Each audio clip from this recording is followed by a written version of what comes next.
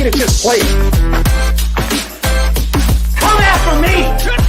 I'm a man! I'm for you! Can't wait! Let's go! Welcome back to another episode of the Cheap Seats Podcast. I'm the NFL genius, Gene Walzak, and to my left, I got the Prince of Production for Sports Empire Network, the man running the ones and the twos, the Prince, Kyle Edwards. What's up? What's up? All right, got some good topics on. I can't wait. Good to be back here with you guys. It was a good weekend of football. Some good football games. Yeah. Sunday was some good football games. Got to give credit where credit's due. Directly below me, I don't know why he's wearing purple. I almost feel like that should be like, I feel like this whole week he should not be able to wear the color purple. It should be like something you ban. I'm wearing red for him. I got the Kansas City Chiefs resident wrestling aficionado, Mr. CR Media, Chase Nathaniel. I'll be honest with you, Gene. I didn't even put two and two together. I mean, this is a hockey jersey for a St. Louis ordeal, man. I didn't even now room and change. Now I feel dirty. I mean, now I got to take it off. There's anarchy in here. Now we got to. Yeah. We I'll wear red for you. Nothing purple this week. Nothing purple this week. He called it. Nothing purple this week. So. I'm rocking my trade for Field shirt. And what team should trade for him? Who's got the slogan? Rise up. Trade for Fields, Atlanta Falcons. Do the deal. Yes. All right. Wardrobe change, I guess. You saw me rip my flag off my wall and put it on. I love it. That's what fans do. I'm sharing this in a Ravens group intentionally. Hopefully they all pop in and yell at you. Yes. No, but we got a lot to talk about tonight. We got 4 fun topics, 4 fun questions. But, I mean, after last night's football game, another classic, by the way, another classic Chiefs-Buffalo Bills playoff game. Another classic Chiefs-Buffalo Bills game, period. I just feel like that when it matters,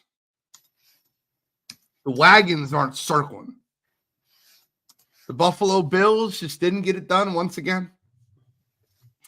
And Kyle, you have a question.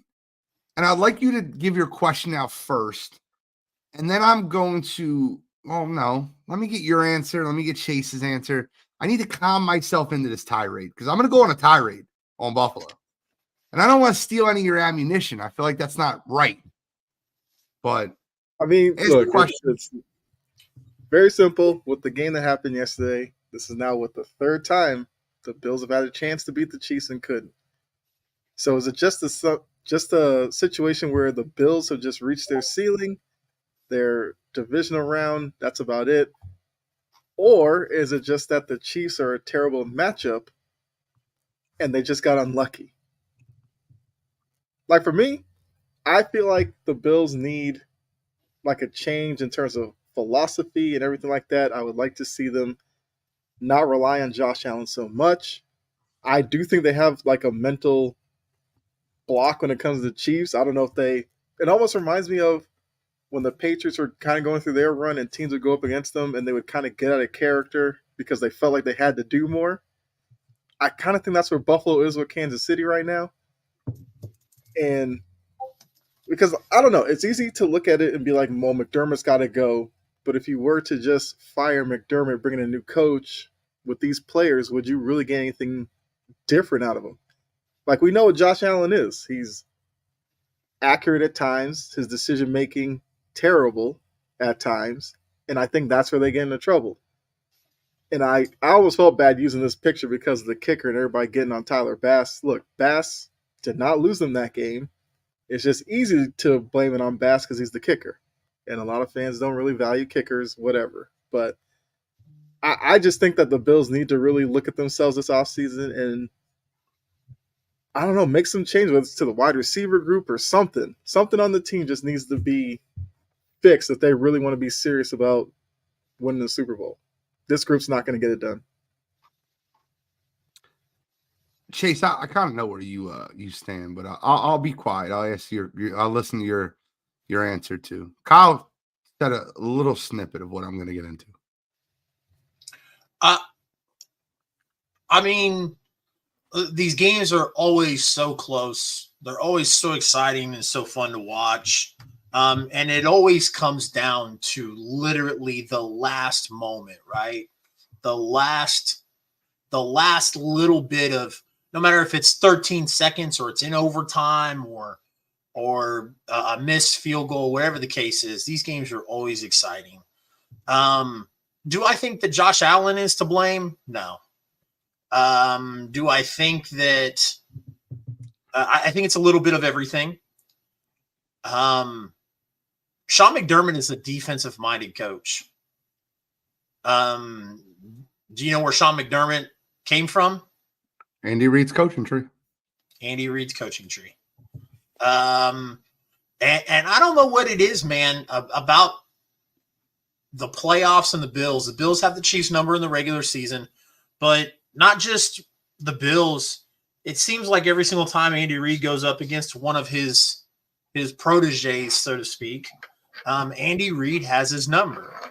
Now, I don't think that Andy Reid is the greatest coach ever. I think Andy Reid benefits from a lot of the great players around. I think Andy Reid is a great coach. Don't twist that. I just don't think he's the greatest ever.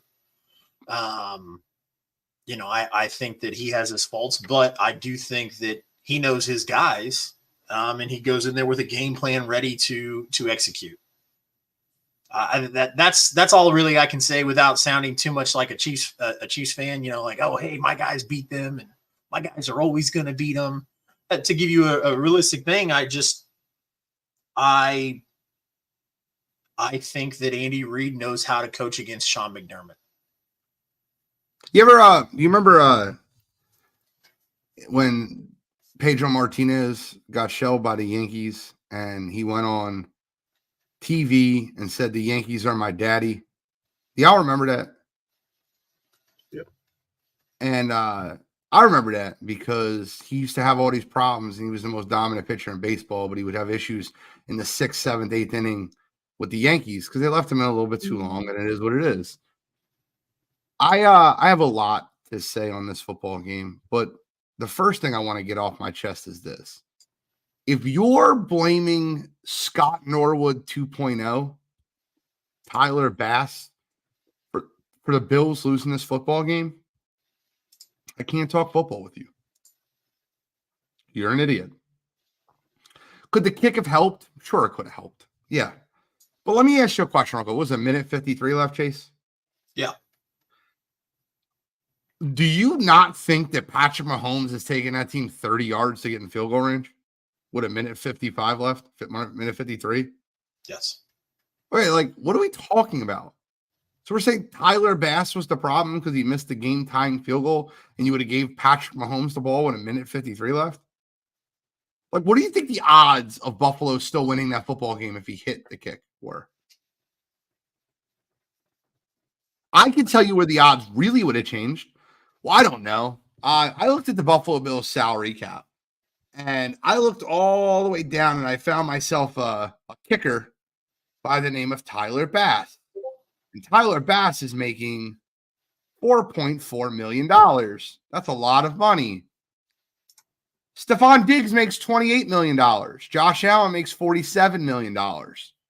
Let's talk about that. Let's talk about Stephon Diggs dropping a 55-yard bomb that was literally delicately placed in his hands. And for Diva Diggs, who's always the first one to call out Allen or always the first one to call out A, B, C, and D when things don't go right, I don't know, Diva Diggs. What didn't go right yesterday? Because that ball was in your hands. And if you're an elite wide receiver, you catch that football. I'm going to tell you who'd catch that football. Justin Jefferson would catch that football. Devontae Smith would catch that football. A.J. Brown would catch that football. Tyreek Hill would catch that football. Stephon Diggs didn't catch football. That's on you, bro. Okay, let's just not blame one play. It's not good. It doesn't go down to one play. Josh Allen missed a wide open wide receiver in the end zone for the go-ahead touchdown. Oh, and on that same play, Mr. David Diggs was on a crossing route wide open for the first down. Josh Allen got tight and lost the football game. Stephon Diggs didn't rely on his hands and lost the football game. If Tyler Bass makes the field goal, the Chiefs still win the football game. Buffalo started that game out looking great. They took the lead. They dominated the first half, but they didn't dominate the score. And Mahomes made a play or two. Pacheco made a play or two and kept them in the football game.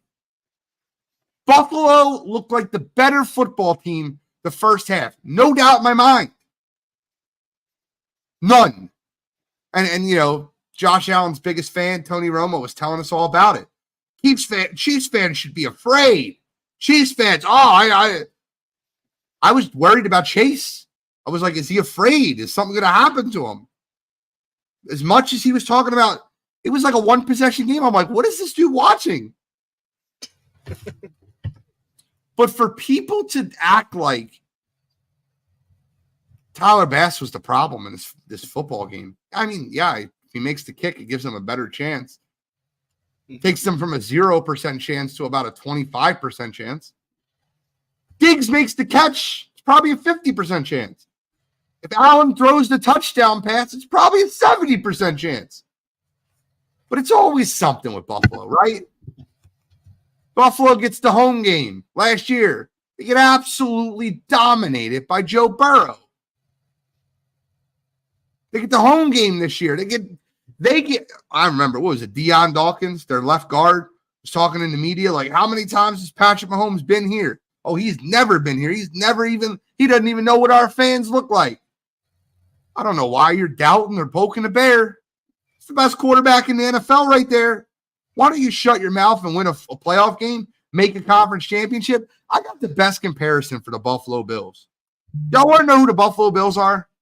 The Buffalo Bills. Nope. They're the Philadelphia 76ers of the NFL. Can't get out of the second round. Now, this is what I call them, the AFC Cowboys. The Cowboys aren't even as good as the Buffalo Bills. Cowboys don't even win playoff games. They're the 76ers. That's what they are. Can't get out of the second round. They got all-world talent, Joel Embiid. Talked about for MVP, Josh Allen. They had a diva by the name of Stephon Diggs. James Harden. Anybody? That's what they are. That's what they are. And for you guys to think that this team is going to change, I thought it was, the home field advantage will help them. I picked the Bills. I wanted them to win. I love Bills Mafia. I was rooting for them. But I'll be honest with you, the Chiefs let him in the game with Mecole Hardman. That game still shouldn't have been a game. We want to talk about Tyler Bass missing a field goal. The Chiefs lost that football game. We're going to talk about Mecole Hardman fumbling the damn ball. I don't want to hear it. Bills and the Cowboys are not the same, Wayne. Y'all won 4 playoff games in 30 years. No, it's not 30 years. It's 26. 4 in 26 years. Josh Allen has 4 playoff wins. Not the same. Dankeschön.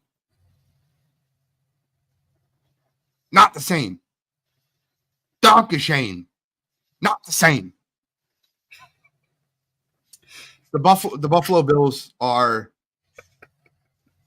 bro, if I'm a Buffalo Bills fan, and nothing against Sean McDermott, he's done a great job getting us there. I'm firing the coach today. A lot of people said that. You got to try something else, man. Definition of insanity, doing the same thing over and over again, expecting different result. Yeah. Get Mike Rabel in there. I've heard somebody say that they wouldn't move McDermott unless you knew you were getting Belichick. Get McDermott in there. I mean, not McDermott. Rabel in there. Vrabel. Try something else. At least Yeah. Rabel's beat the Chiefs before. Mhm. Not in the playoffs. Jesus. No. There's not many people to beat the Chiefs in the playoffs. Yep. Who has beat the Chiefs in the playoffs? Burrow and Brady. Anyone else? Since Mahomes, Burrow and no. Brady. Burrow and Brady. Burrow and Brady. Yeah. That's not a bad list of people to lose to. If I'm going to lose a football game to Burrow or Brady, probably lost a football game. Undefeated versus Allen in the playoffs. Tell you that. Hey, listen. But little shot at Freddie. Love Freddie, but let's control the narrative of Patrick Mahomes can't win on the road in the playoff. Who said that? There was a few people that said it, or not that he couldn't win. Let's see what he does on the road. Yeah. There was people saying he's not that great because he had, or let's calm down on the greatness talk because he hasn't won a road playoff game, which we talked about that on Sunday was asinine. But there was never a narrative in the media that it was a big question mark. Like can Patrick Mahomes go into Bills Mafia and deal with that and win a playoff game like that? But there was no narrative that he couldn't. I hate that question. Poor choice of words by Freddie. But big shout out, Freddie's a part of Chiefs Kingdom now. So I hate that. I hate that whole narrative. I hate that whole thought process. I hate everything about it. It drives me nuts because, like, let's just take a second, right? So what? You want Mahomes to be worse in the regular season, so he has to play a road playoff game just to prove to you morons he can win on the road? I'm good. Yep. Like, why does he have to prove he can win on the road? Because he gets the 1 seed every other year. Like, why? Why do I have to prove that? I'll win on the road all regular season. I don't have to win on the road in the playoffs. You know what? He got the 3 seed this year. I'm gonna go into Buffalo and handle business. God damn! You better hope. You better hope and believe. You better pray to all the things you could pray to that this man doesn't go win at Baltimore this Sunday. Oh man, that would be tragic. Yeah, definitely. Just saying, they win this Sunday. Kyle, what do you think the Buffalo Bills should do? Should they fire their head coach? Do you think they should? You think they should hire a new? And if they do fire the head coach, who are you hiring? I mean, I feel like McDermott's probably kind of gone as far as he can go. I feel like that's what that game yesterday was about Buffalo proving some things. Like if they moved past Kansas City, I think, Bills Mafia would be like, okay, maybe this team really knows how to win a big game. But now it just looks like, they'll win a division every once in a while, which that's the other thing. They won the AFC East a few years in a row and they felt like they made it. You kind of have to back that up with an AFC title game, a Super Bowl appearance, or something like that. Because Brady and Belichick, when they won the AFC East, they did that. Buffalo still can't do that. And I feel like that's something that's going to get McDermott fired. I mean, I think Vrabel would be an interesting candidate up there. To be honest with you, I did think about Belichick. It would be kind of a Belichick thing. First, he had like the one day with the Jets, moved on from them, went to New England, now to Buffalo. He knows the division, and he's shown that he could beat Kansas City at least. But I'd probably go with Vrabel. Vrabel kind of seems like a Buffalo type of guy. Chase, should Buffalo fire their head coach? Obviously, as a Chiefs fan, you should say no. But like, if you were the GM of the Buffalo Bills, should the Buffalo Bills fire their head coach? And if so, who should they hire? I think that they should move on from Sean McDermott. That's my personal opinion. However, with Sean McDermott going into the divisional round of the playoffs, he's not going to get fired. So if he's not going to get fired, then the step should be for Sean McDermott to revamp the defense. Because I'll tell you what, Von Miller is a great player. I think he'll be a Hall of Famer. But Von Miller shouldn't be your best defensive player. And Well, no, Matt Milano is. He got injured for the season. Tre'Davious White is. Yeah. He got injured for the season. Von Miller's not your best. Ed Oliver's better than he is. Yeah. But I mean, going in without those injuries and stuff, yesterday he played like their best player. I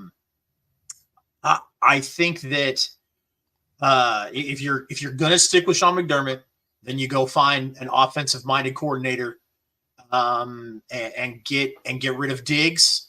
Either let him walk or possibly trade. I have no idea what Diggs' contract situation looks like. Haven't looked at it. But Diggs has got to go. Because if Josh Allen is the focal point of this team, if he is your guy and you're moving forward with Josh Allen, which you should, there's no reason why you shouldn't, then you need to put pieces around him that want to be a part of the team, not Diva Diggs, who's going to throw a fit every single time he drops a ball. Or it's crazy. I'll tell you like what blew my mind yesterday.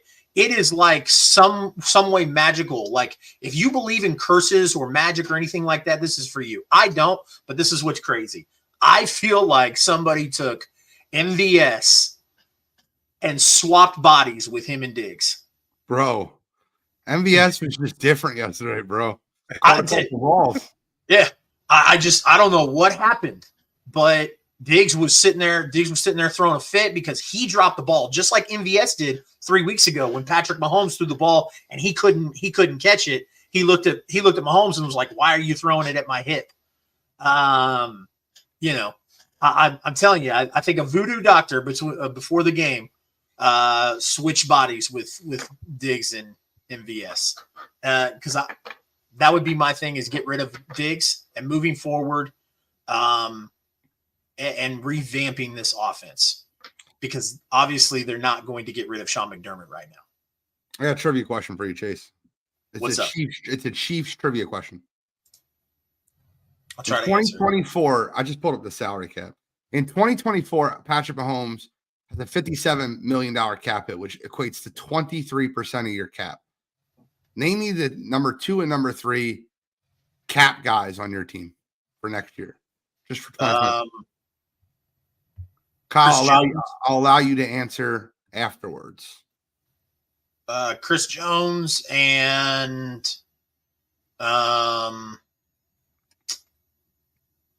it's not Kelsey.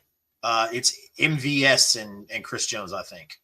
So no and no. Chris Jones, by the way, took a huge amount this year to take only $5 million next year to cover Mahomes' huge cap hit. That's the way his contract is structured. Yeah, he's not. He might not be a Chief next year. So no. Somebody said Snead. Somebody said Creed Humphrey. No. You want to take a shot, Kyle? Joe Thuney. That's correct. That's number 2. Okay. Who's number 3? You're correct, though. Joe Thuney has a $26 million cap hit next year. 27, really. It's 26.9. Okay. You want to talk about a team that knows how to do things the right way? Kansas City Chiefs invest their money in the quarterback and protecting the quarterback. It's so funny. Then it would be it would be that is it the tackle? Yep, Juwan Taylor. Yeah. That's got to be an issue because Juwan Taylor was one of the highest penalized players in all of football. You can't get rid of him. He's got $34 million dead cap hit. He's owed $24.7 million next year. They're both 10% of your cap. That's incredible. But I don't know. I kind of wanted to. I thought that was interesting because I was looking at caps and I brought up the Buffalo Bills one. Let's move on to our second question because it's going to be fun and it kind of has something to do with this one. All right. So there's 4 remaining playoff teams. There's the 49ers, the Lions, the Ravens, and the Chiefs. Now, what I'm asking you two gentlemen to do is I want you to rank them in how, like, the team you want to win the Super Bowl the most to the team that you want to win the Super Bowl the least, the team you could not stomach winning a Super Bowl. Is that fair? Yeah. I want Chase to go first because I know Chase is number one. That's an easy one. So I want to hear his 2, 3, 4. And then Kyle will go, and then I'll tell you the right answer. I'm kidding. Chiefs, Lions, 49ers, Ravens. Whoa, slow down. Slow down. Give me a little understanding. Yeah. The Chiefs, obviously, because yeah. Your Chiefs Kingdom. Yeah. Number 2, I understand why it would be the Lions, right? Because they're an NFC team. You have no rivalry with them. They never. I'll shut up. Yeah. Detroit. It'd be cool to see Detroit get to the big game. It would be even cooler to watch the Chiefs beat them since the Chiefs already beat them. The Chiefs lost to them week 1. 3, San Francisco. I have San Francisco behind Detroit because I'm just not a Kyle Shanahan fan. I just, he's a great offensive mind, but every single time Kyle Shanahan gets the opportunity to talk about Super Bowl 54, he wants to whine and cry and make excuses of why he lost instead of the fact that he blew a lead. And then 4, I cannot stand the Baltimore Ravens. I can't stand the Baltimore Ravens fans. Just a little bit more than I can't stand the San Francisco 49ers fans. The San Francisco 49ers should be the San Francisco 40-winers. I've never heard a fan base whine and cry as much as San Francisco 49ers fans do. Well, they take on the personality of their head coach. Agreed. The head coach is still whining about Super Bowl 54. He's still whining over last year's NFC Championship game. He's still whining over how they lost the Super Bowl with the Atlanta Falcons. The guy whines. It's what he does. It's a freaking crybaby. He is. I don't even think that's an indictment. I don't even think that's up for debate. It's not at all. Kyle, give me your 4 and give me them in order. 1, I'm going to go with the Lions. I think it'll be great story. They've had all those years of being terrible. They just started getting good, and then for them to break through. So I go Lions 1. 2, this was between 2 teams, and I'm trying to think which one. I might go Chiefs 2, even though, Chiefs dynasty, Patriots dynasty, it's been a lot of talk, but I just like, I like Andy Reid. I feel like they play really well together, and this is a group that probably a lot of people looked at and didn't think that they would be a Super Bowl contender this year, and they're finding ways to win, so I can respect that. 3, I would go the Niners. It'd be cool for the Brock Purdy aspect, Mr. Irrelevant, win a Super Bowl. I think that'd be great. Yes, the Shanahan part does downgrade it a little bit, but I like Deebo Samuel. I like Brandon Ayuk. I like Fred Warner. Love Fred Warner. So I'd love to see him win. And then the Ravens are a distant 4th for me. I'm right there with Chase. They are a brutal fan base to listen to, and I just don't need it right now. Yeah, it's just one fan for me, and I've already blocked that dude on social media. There's multiple ones. I got to shout out Cottrell. Get worse to worse.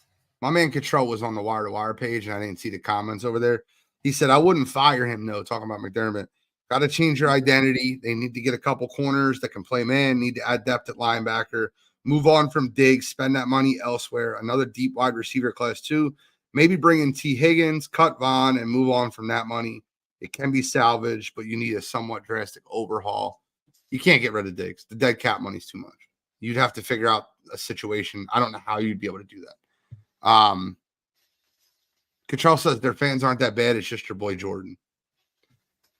I wasn't gonna say it, but I'll say it. I don't give a shit. I like Jordan. I'm cool with Jordan. I like Jordan. Yeah. He's just a fan. That's what he is. Yeah. All right. So let me give you my Harbaugh can whine too, just as much as 100%.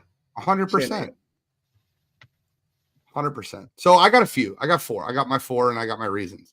Number 1, and this is by a distant margin, the Detroit Lions. How do you not root for that team? It's if you don't have a team, a dog in this race, that's a very easy team to root for.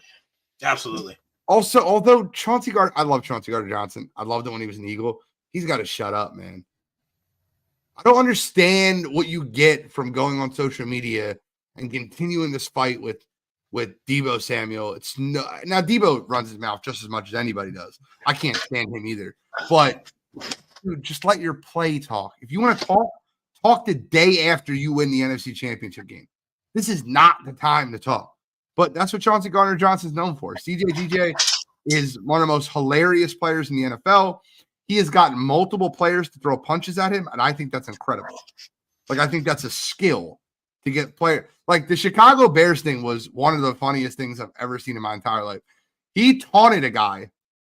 The guy waited an entire offensive possession as the Saints were on offense. And then the next possession went out, and the first play, he seeked him out like heat seek and missile and punched him in the face. Like, you stewed for an entire 3 and out. That was incredible. But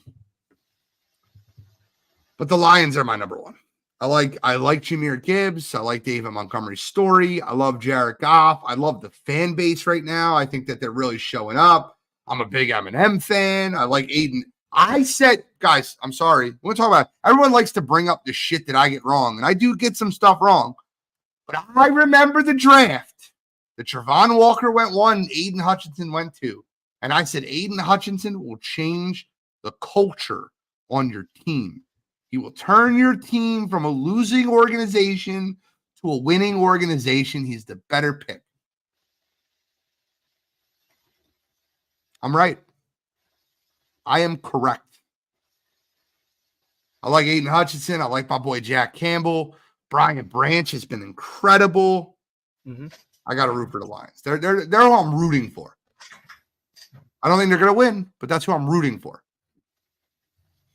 Number 2 is, oh man, it's almost like picking between 3 things you don't want to happen. But like number 2 to me has to be the Chiefs, and it's because I respect Andy Reid. It's because Steve Spagnuolo came from the Philadelphia coaching tree. It's because I want Jason Kelce to be happy for his brother Travis. I like Travis. I watch New Heights. Like, it's things like that that make me root for them. Pat has become a lot more unlikable this year. He has, and I get it. Like, when things start going against you and you start, and the spotlight is on you. I can't stand Brittany Mahomes. I wish she would just like hide her, put a bag over her damn head. Not a fan. And his brother is an absolute moron. So, like, I'm not saying I wouldn't be upset if the Chiefs won, but like I really would prefer the Lions. Third would be the Ravens. I don't dislike them either. They're not like a situation where I would root against them. The only reason they're third on my list is because some Ravens fans just grind my gears. They get under my skin. And that's okay. They're a fan base that I wouldn't mind seeing win a Super Bowl. I love Roquan Smith. I love Kyle Hamilton. I like John Harbaugh. You guys might not like him. I like him. He's also from the Philadelphia coaching tree. He's a special teams guy on Andy Reid's squad in Philadelphia. So I don't dislike the Ravens. So I'll go with the Ravens. I like Zay Flowers. There's some pieces there. And fourth, and like literally, like they might be 31st, right? In the NFL, like of teams that I would want to see it win a Super Bowl, like they're 31. If you're ranking all 32 teams in the NFL, the 49ers are 31. And it used to not be this way, man. I used to actually like the 49ers, like the Jim Harbaugh days, the Alex Smith days, the Colin Kaepernick days. Man, that 49er fan base makes me sick to my stomach. Like sick. I can't stand them. The way Deebo Samuel talks, Nick Bosa's a clown, his brother Joey Bosa's a clown. By the way, want to make a statement. Want to ask your question. After watching the Green Bay Packers play the 49ers and Brock Purdy face some real adversity with Deebo Samuel going out, I'm going to run back the same question everyone asked. Well, Brock Purdy played in the NFC Championship game. What would have happened? Well, I think you have your answer now. If Steichen was back on the Eagles and Javon Hargrave was back on the Eagles and they replayed that NFC Championship game, Brock Purdy, you would have seen a lot of Brock Purdy like you've seen this past divisional championship. You would not have seen the MVP Purdy. I think the Eagles would have won the game. I think that proved it this past week versus Green Bay. Proved it beyond a shadow of a doubt. I can't stand the fact that Brock Purdy is in the MVP conversation. That's just weird to me. It just speaks to the kind of weird year it was. I don't think he normally would. I don't think it's a weird year. I think that it speaks to how out of touch the MVP, most valuable player award is. I can agree with that. The clear MVP on the San Francisco 49ers offense was Christian McCaffrey. Yes. Yeah. By a long shot. Mm-hmm. But because we don't give the award to running backs, when we don't give it to wide receivers, we give it to quarterbacks. That's why Purdy was in that conversation. It's just insane to me. I can't fathom that people actually were clamoring for Brock Purdy to be the National Football League MVP. It's insane. Yeah, but it's the same people that were clamoring for Dak Prescott to win it, and I don't see what the difference is. What was the difference between Dak Prescott and Brock Purdy? I think both of them deserved it, if I'm being honest with you. And you might not think they deserved it, but it's a quarterback award. And at the time when they were both put up in the discussion, both of them were putting together video game numbers. Now, granted, do their teams help? Yes, they do. I think we just need to redefine what MVP means, right? Yeah. Your pick for MVP versus what should happen is not going to be the same thing, right? Yeah. You think that the most valuable player is the most valuable player. The NFL doesn't see it that way. Yeah. They look at it as the most valuable quarterback. Correct. Yeah. 49ers are definitely fourth. You said Dak had a worse team around him. I don't know by how much. So, all right, if we really took a look at the two teams and kind of broke them down, offensive line, edge to the Cowboys. Wide receivers, I'd say slight edge to the 49ers, but CeeDee Lamb is better than any wide receiver on that 49ers team.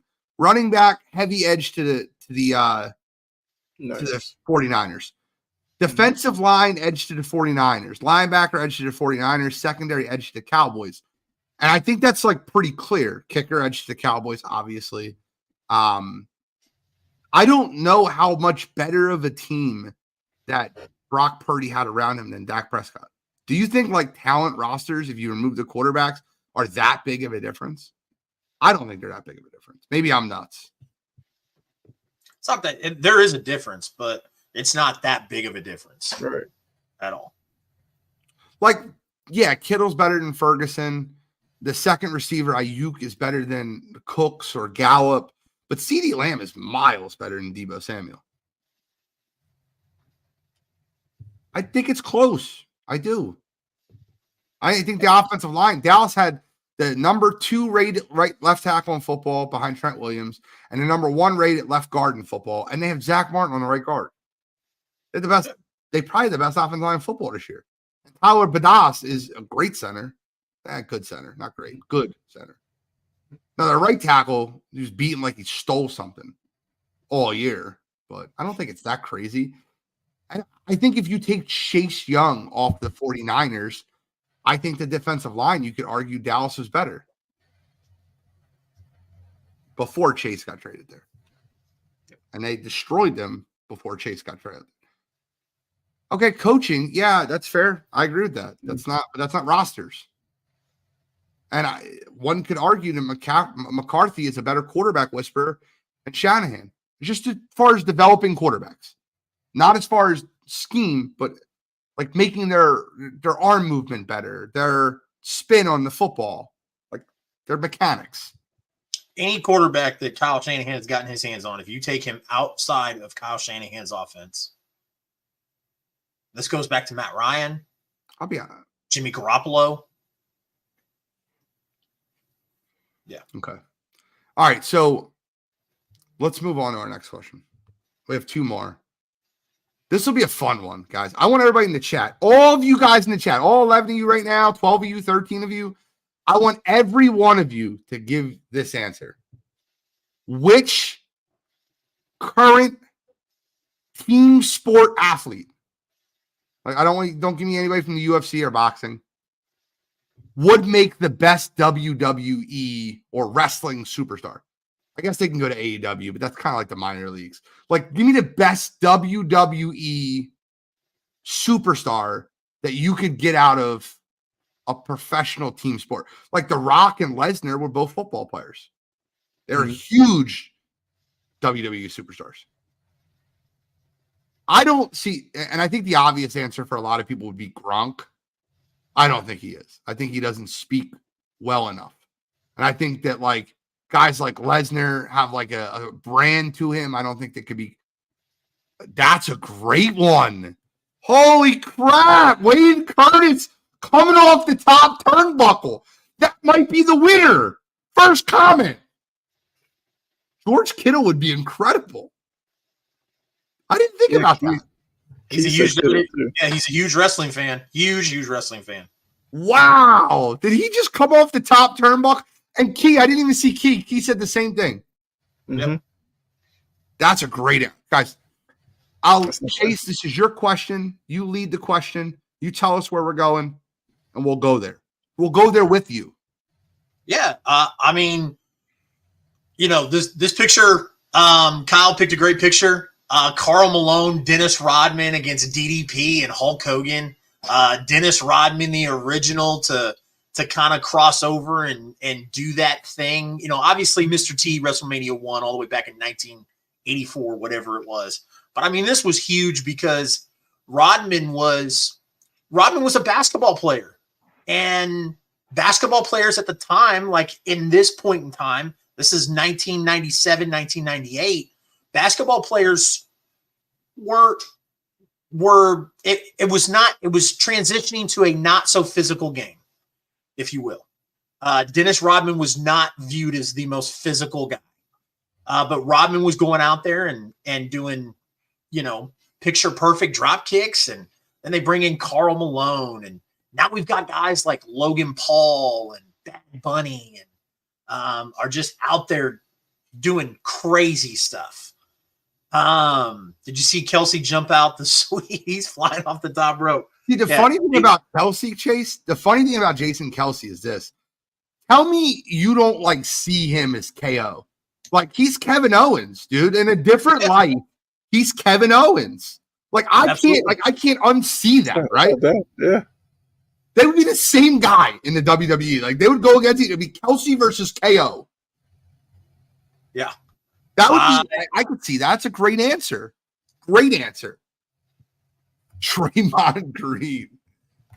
He's a great talker, too. That's not a good answer. Draymond would be good on the mic. Yeah. Yeah. And that matters. That matters. Oh, absolutely it does. Absolutely it does. Because I think a lot of these athletes could transition over into wrestling. You know, maybe not as much as we would like to think, but because, you know, the reality is they're not doing 350 days a year like guys who are in the business are doing. Yeah. But they are going and making it so it's not something that you have to worry about taking a toll on your body. And there's been a lot of people who have done it. Brock Lesnar played Division I NCAA football, and then walked out of WWE 20 years ago, walked into the Minnesota Vikings and was like, I want to play football. And they were like, screw it. Why not? Sabby Pascatelli. I'm trying to think of like smaller names, but the guys that I think could just really, really, make it in the business. DK Metcalf.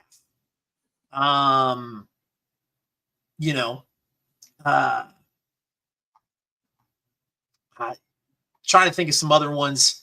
JJ Watt make it into the business. Kyle, who do you think? I mean, John kind of took. I was about to say Max Crosby. John just put in the chat. Max Crosby, great one. Yeah. John Suggs coming in. Nick Bosa and Max Crosby. Nick Bosa would be a heel. There's zero chance he'd be a face. Yeah. He'd be a heel. He runs his mouth like a heel. You'd say Max Crosby would be your answer? Yeah, that's what I was going to say. I was going to say Max Crosby, yeah. So I think there's a lot of I think that you're going on the right track. Defensive line, offensive line. I don't think wide receiver Tyreek Hill. I couldn't see being what would his comparison be? R-Truth. I need to figure out. And it's funny. We could do comps for them too, right? Who would be your Roman Reigns? Who would be the tribal chief? Could it be George Kittle? He's nuts. Prime Ray Lewis. I have a few, right? So I went and thought about this question. I kind of wanted to really I think Aiden Hutchinson would be a great WWE superstar when his career ends. He's got the face paint already. He's constantly war painted up. I love the thought process of a D lineman. Aiden Hutchinson, I think, is a great answer there. Max Crosby is incredible. I think I'm not a DK guy. I think they got to be good on the mic. And I think that DK wouldn't be great on the mic. I just wouldn't. I don't think he would be. Aaron Donald. You tell me Aaron Donald wouldn't be able to go to the WWE and be an enforcer, a better version of a Solo Sikoa? Guys, I'm doing comps tonight. You can't see him being the tribal protector? Who would you rather have protect you? Aaron Donald or Solo Sikoa? Good one. I did think of a wide receiver who could do it. I mean, they're not active, but Steve Smith would be a great wrestler. That's it. Yeah. He would be great. And his trash talk is second to none. Yeah. Chado Chocinco would have made a great professional wrestler. Facts. I mean, it even could be argued that Chado Chocinco still could do it to this day with his McDonald's diet, never getting injured. I think T.O. would be a good heel. Yep. I think he'd be a very good heel. Pac-Man Jones was one of my guys, in the recent years that have done it, that have made, not made a transition, but have gone to just try it for a few times. I thought Pac-Man Jones did a really good job with it. How about Vita Vea? Being like a little Samoan, you know what I mean? Going in there. He joins the bloodline. He's the long-lost cousin. I could see it. They're all long-lost cousins. I could see it. Little Rikishi-looking mofo. Yep. That was one of the... Yeah, I'm serious, dude. There's so many guys. And we're using NFL guys. I think Draymond would do great. I think Draymond would do great in the WWE. The way he talks trash, I think so. Guys, I just fun, and I know I'm getting off track, and we're not going to do this all WWE thing, but I do want to ask you guys this question: if you could give me your Mount Rushmore of WWE wrestlers, take Vince out of it, can't use Vince. Mount Rushmore of WWE wrestlers, who would be on your Mount Rushmore? I'll start with mine because I know mine. I just threw this on you. But mine, and by the way, I eliminate Hulk Hogan because he's an absolute scumbag racist. So he doesn't make my list. You just can't be there. That's fine. Yeah, that's fair. Okay. I have Rock, who, by the way, is arguably not on some people's list. And that's okay. Cena, Stone Cold Steve Austin, and his career's not over. I might replace it with Roman Reigns, but right now it's Taker. They're my four. My four are Rock, Cena, Stone Cold, Taker, all part of the ruthless aggression attitude era. But they're my four. Now Roman Reigns is the closest to being making that next step over. That's my four, though. Troy Polamalu was a great one, by the way, Jory. Absolutely. You want to give me your Mount Rushmore, Chase? I know you know it. Yeah. Well, without getting into the what is a Mount Rushmore, let's go with an obvious one. So Hulk Hogan is automatically eliminated. But let's pick the guy that Hulk Hogan and Vince couldn't have done what they did in the 80s without him. And that's Andre the Giant. the Okay. eighth wonder of the world. Yeah. Andre the Giant, and then we're gonna go Bret the Hitman Hart, Okay. and then I'll go Stone Cold Steve Austin, Okay. and then I'll go John Cena. The reason behind is the reason why I'll put Bret there is because Bret's wrestling ability, his in-ring technician ability, was just subpar none. And Stone Cold, without Mike Tyson and Stone Cold involved in WrestleMania 14, wrestling would have died. It would not have picked up the popularity that it picked up. Though this picture that you're looking at now wouldn't have happened. Although Rodman transcended into WCW before Tyson did, Tyson made it mainstream. It was on the TV Guide. It was everywhere on TV. They were on talk shows. They were doing everything. And then John Cena has to be on there because, again, when wrestling became not cool and the Attitude Era became, not so, PC, whatever you want to call it, Cena came in and kept that business afloat. And WWE just sold for $9 billion because Cena helped keep that thing afloat for 20 years. A buddy of mine said, my buddy of mine's a huge wrestling fan, one of the biggest ones of all time. He's actually a huge Rock fan. But he said there's never been a time in the history of WWE where The Rock was the number one draw. That's 1,000% agreeable. And I didn't realize that until I went through it. He's like, yeah, I mean, when he came in, he wasn't. It was Michaels and Taker. And then Stone Cold took that. Austin 316's still the highest selling shirt ever in the history of WWE wrestling. And then he hit his little sabbatical. And when he came back, it was John Cena. Yeah. The thing is that Dwayne Johnson is the I don't like Dwayne Johnson. I'm kidding. Well, Dwayne Johnson, The Rock, is one of the greatest entertainers in all of entertainment. It's not just wrestling. So, but in order for there to be and John has a great point. Ric Flair. The reason why Ric Flair is not on that Mount Rushmore is because we said WWE. Ric Flair was not as big in WWE as he was in WCW and NWA and stuff. Yeah. So, but for people to understand that without WWE, there is no WCW, there is no NWA, TNA, AEW. Yeah. One of the greatest experience, and I'll say this really quick, and we can move on. One of the greatest. I need Kyle's order. We got an hour to get. We're fine. One of the greatest experiences as a wrestling fan is to go to WrestleMania. And when you go to WrestleMania, and if you do the WrestleMania experience, you're going to find out that there is not just WWE there.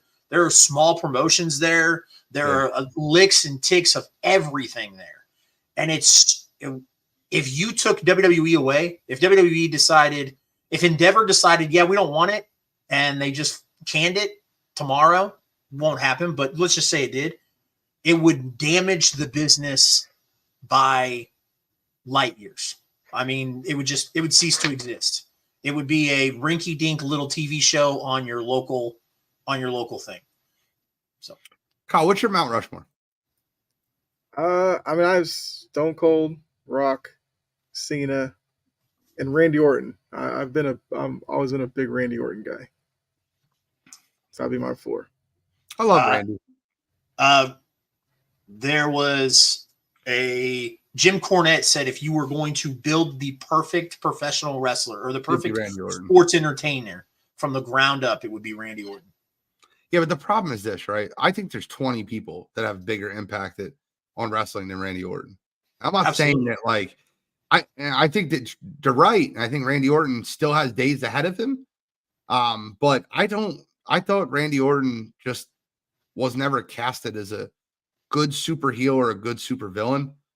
I felt like he was a heel and I felt like he was a face, but I felt like he was never the popularity never hit to the extremes of the way The Rock were, where Cena was. I'll tell you right now, one of the greatest characters ever was Hollywood Rock. A lot of people just don't when Rock was a heel, he was incredible. 1,000%. I think Rock's a better heel than he was a face, and he's one of the greatest faces of all time. Yeah. But the Hollywood Rock is extremely underrated. Super underrated. Theme music is insane. All right. Well, we got another question, and we're going to move off the WWE topic. And we have a start lineup playoff edition brought to you by Wire to Wire Sports Network. I need you guys all do me a favor. After the show, promise me. Go in the chat and promise me right now. I need you to go on the Wire to Wire Sports Podcast page, Sports Network page, and I want you to comment your 4. Now, comment down in the chat, but you got to support us a little bit. Give us a damn comment. Give us a share. Pick your 4. I also think it's a little disrespectful, and it was put together by a 49ers fan. All right, I'm going to shut up. What do you find the most disrespectful on this list? I didn't even think about that. There's something very disrespectful. Kittle's above Kelsey. That's it. That's all. That's it. Okay. You don't say anything else. That's it. And the only person did this, and I won't say if he is or isn't a 49ers fan. He is. He is. Question for you. Mm-hmm. That Laporta is below Kelsey? John, come on, bro.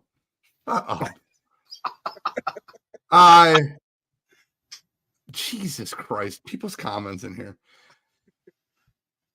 See, I'll give my lineup first. And it's funny because Chase could easily go with the Chiefs lineup. He could go Mahomes, Pacheco, Rashee Rice, and Kelsey. And I don't think that many people would argue with him. Like, that's a good $10. So you only have $10 to spend here. That's it. $10. So if I take Mahomes, who I think is the biggest gap, right? I have to really, by the way, quarterback's the most important position. So I'm taking Mahomes here. Now, listen, I could see someone taking Jared Goff and getting CMC and making things work there. But if I take Mahomes, which I'm going to do because he's elite, I have to really be surgical with the rest of my picks. Well, I think Isaiah Pacheco is a good value at $2. And I would love to see Patrick Mahomes with a blue chip talent like Zay Flowers, which leads me only to put Sam Laporta in my 4 position. I love that little setup. I take a little downgrade at tight end, but I get a big upgrade at wide receiver over Rashee Rice. I like Rashee Rice. I do, but he's not blue chip talent like Zay Flowers is. So I'm going Mahomes, Pacheco, Zay Flowers, and Sam Laporta. That's my lineup, and I'm sticking to it. I want to hear the Purdy fans out there. Take Purdy for $1. Take Purdy for $1. Value. True. I'll go next. Oddly enough, I did go with Goff at quarterback. I went Goff, CMC, Flowers, Laporta. So literally, you did the thing where I'll take a good quarterback with a great running back, as opposed to a great quarterback with a good running back. Yeah. And I get it. The value of Flowers and Laporta is great. Like, it's a very good value. Guys, comment in here. Give me your lineup. And then you got to go on Wire to Wire Sports Network and comment there. But we'll talk about the levels in a minute. Chase, give me your 4. And don't go 4 Chiefs. Don't be annoying. I know, man. I was like, why did I go last? This is so. Give me Mahomes, Kelsey, Flowers, and I'll take Edwards. See, I can't take Gus Edwards. I can't do it. Like, there's 4 running backs on here, and one of them shouldn't be an NFL running back, and that's Gus Edwards. Like, you might as well put Dalvin Cook there. Or Justice Hill. I'm not a Gus Bus guy. Not at all. Not doing it. All right, so here's the fun thing I like doing with these lists. You got to remove the 4 that you picked. You can't pick any of those 4. Create a secondary lineup. I love doing this. right? So this essentially makes you pick different players. And I could do that too. Because I really look, maybe I'm just being a guy. Maybe I'm just being different.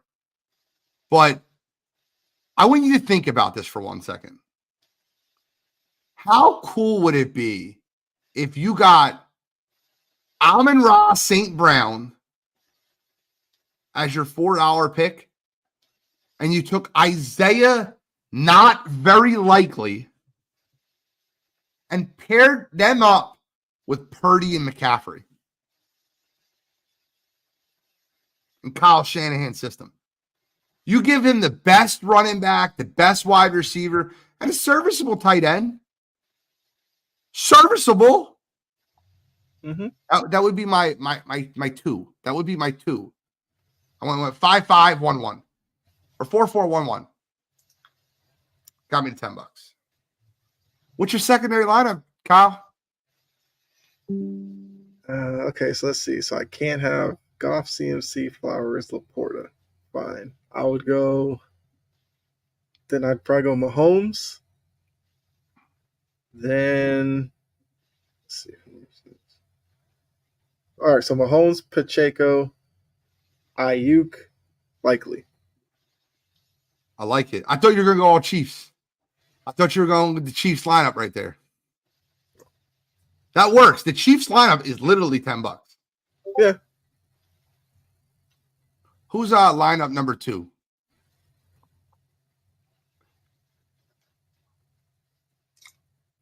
I'm going CMC. Okay. Jared Goff. Okay. $6. Give me Isaiah Pacheco. No. Don't give me Isaiah Pacheco. I'll take that back. Give me Rashee Rice. Okay.